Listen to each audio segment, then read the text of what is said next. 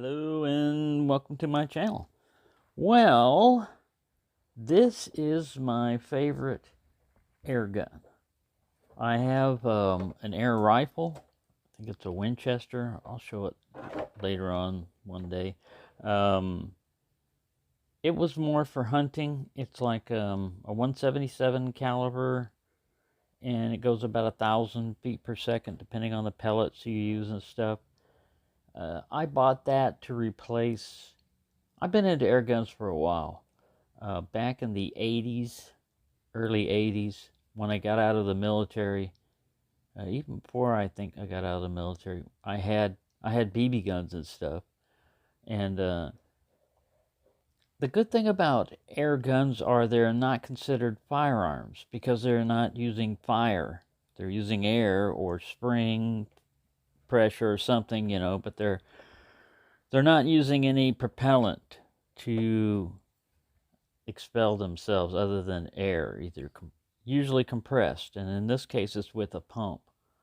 Now, I've had spring barrel brake type of, spring piston type of target pistols, air pistols, and stuff like that, they're usually around 500 feet per second, what they shoot, and they're more designed for accuracy than power or anything like that. You're not getting a whole lot of power out of a 177 caliber pellet anyway, but that has an advantage, and that's why I like this one so much, is because it's a pump. I can only put 1 or 2 pumps in it, and I can shoot indoors. I mean, I can shoot even more, but if you shoot indoors, you got to have a good backdrop. And this bullet trap right here, I don't know them or anything, but it's very effective. It's basically, a piece of angle iron that catches the pellet, and, a funnel that deflects any hits, to go down there. Now, it's not designed for firearms, This one might be, I don't know, I have to look at it, but I think they're basically just designed for air pistols and stuff. And so there's a little base built into it. So you set it up like this. You could even wall mount it if you wanted to. But you set it up, and depending on how accurate you are and everything, just put some other backdrop behind it that's expendable, like plywood, or they don't make them much anymore, do they? Phone books. Used to be phone book was a very good bullet target for air pistols and stuff. You'd put like 2 or 3 of them in there, and you could shoot even high-powered, even that.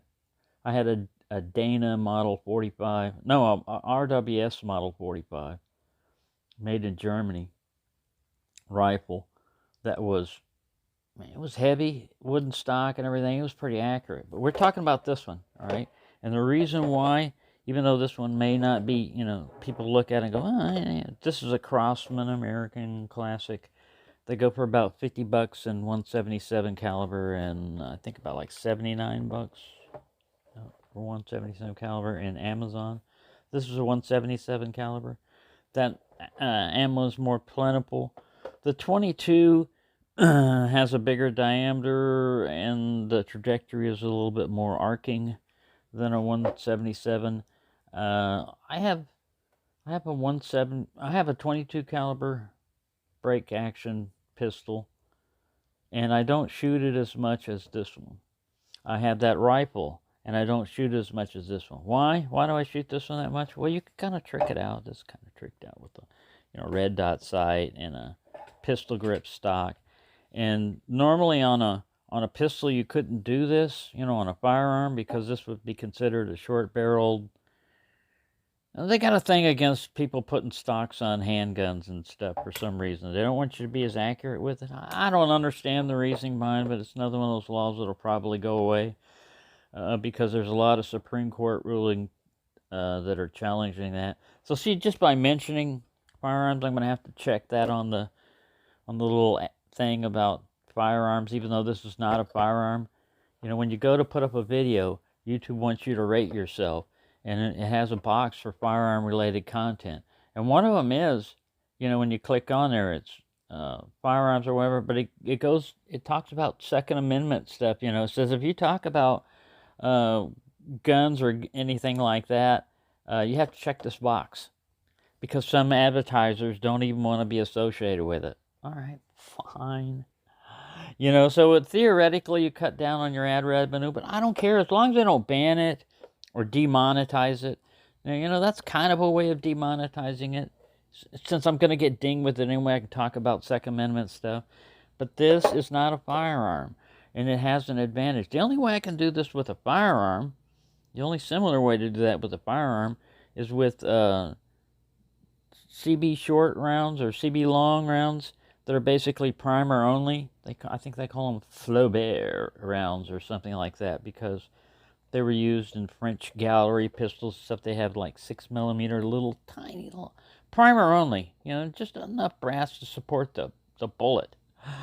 And yeah, it doesn't do much, but it's considered a firearm. Whereas this is considered an air pistol.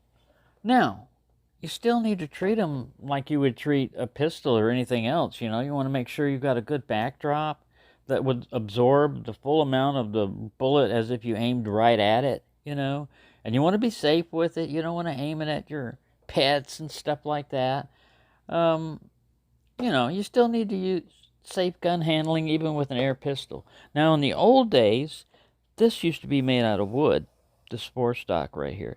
Probably doesn't make much difference. The barrel is still metal. Let's take a little closer look at this. The model number is P1377, caliber 4.5 millimeter or .177 caliber. American Classic. I think this covered up the rifle mount, or the scope mount covered up maybe some markings. This is not a break barrel the way you do it. It's a bolt action, so you can sit here. When you pull this back, it cocks the trigger. I don't have anything in it, and it's been fired, but there's quite a bit of pressure. There is a pellet in there, is there? I think there is. That's usually the way I leave it, is uncocked with the pellet in there.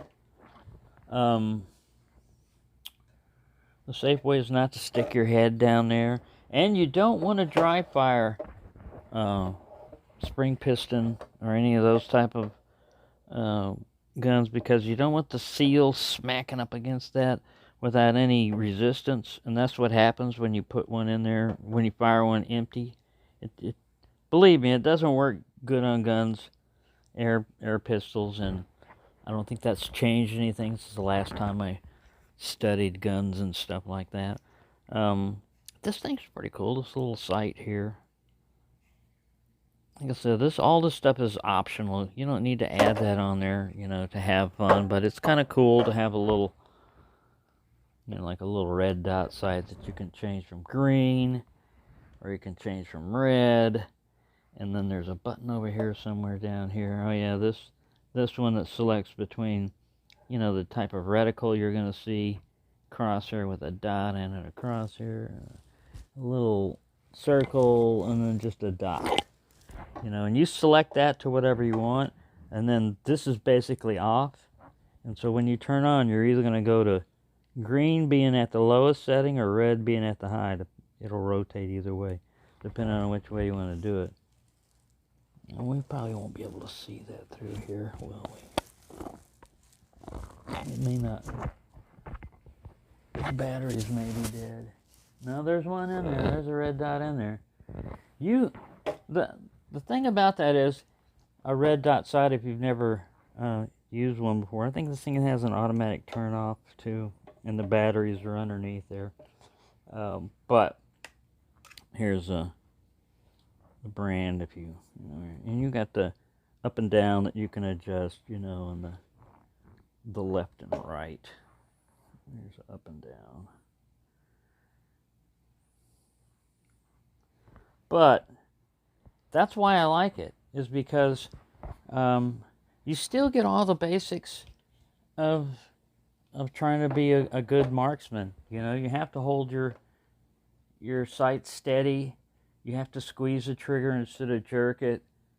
And then you get an immediate feedback as to whether it was any good. Now, yeah, you could use a laser and a little laser target and everything. That costs a lot of money. I mean, they make it cheaper and everything else, but to me, it just doesn't have the same effect, as pulling.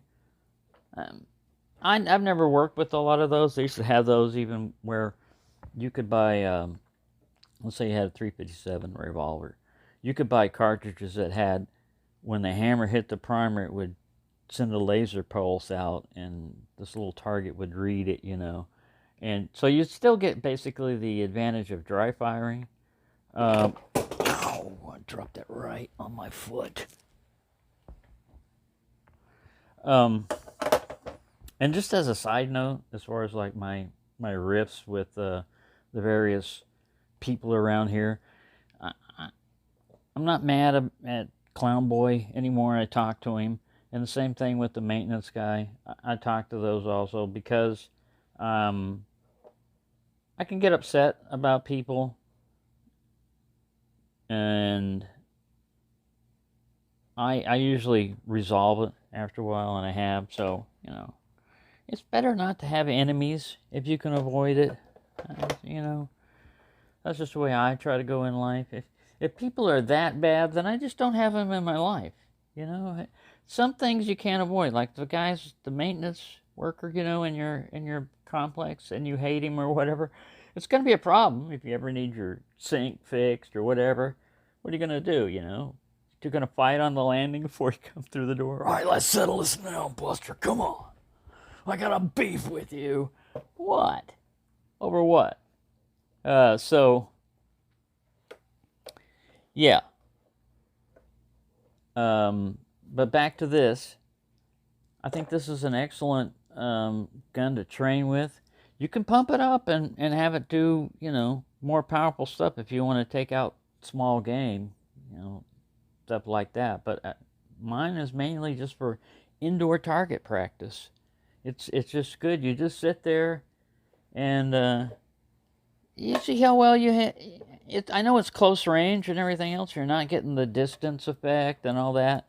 You can do that with one of these. You just, like if I was to take this out to Lake Bardwell, see, that's something I don't want to do. I don't want to, even though it's cool and everything, even though I'm out there remotely and there's nobody around.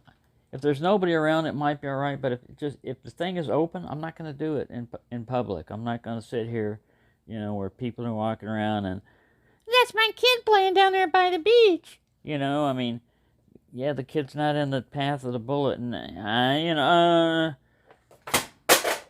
went Dick Tracy. I'm not doing this on purpose, I tell you. It's just me. I'm cluttered. But come on, man. It's past sunrise. The sun's already up. I can't help it if I drop stuff. I'm old. Yeah, so there you go. Man, this thing. I just dodged it hitting my toe. Even though in the wintertime, I'm still barefoot, but I'm barefoot with socks on.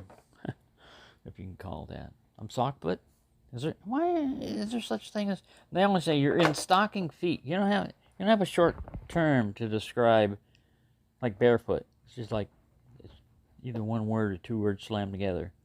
If you're wearing around Jesus, I'm walking in my socks. I'm wearing my socks. There's a lot of sense to it. Sock feet. I'm sockfoot. I'm sockfoot instead of barefoot. All right, it's getting crazy in here. Who asked for this? Nobody. They wanted a review about air pistols and air rifles. Well, I mean, I have all these things, but I'm kind of nuts. I'm kind of crazy.